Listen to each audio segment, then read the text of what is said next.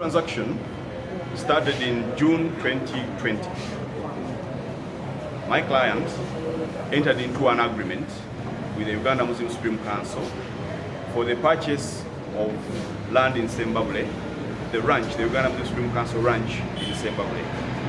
My client paid Uganda Muslim Supreme Council 3.5 billion shillings, and they promised him that within 60 days they would have delivered the land that he bought from them. They also promised him that within 60 days, if there is any encumbrance on the land register, which would have made the transfer of the land difficult to my client, that they would remove it.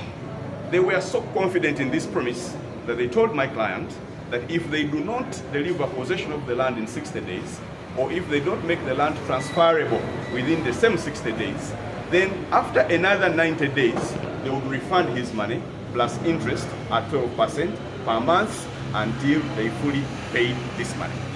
As it were, they were unable within both the 60 days and the 150 days to either deliver the land or refund the money. They never did anything to try and make the land transferable. No caveats were removed from the land, the possession was not delivered, but my client chose to wait to see what they could do across or over the last 3.5 years. The Muslim Council did nothing. They did not return the money. They did not deliver the land they had promised to deliver until we learned, my client learned many years later, earlier this year, that they had in fact given the land to somebody else, named Enterprise Handling Services. They wrote to us, they wrote my client and told him that they would therefore deliver, give him back his money together with the interest that they had committed to give him upon failure to deliver the land. We waited for 3-4 months for them to pay the money, and they failed.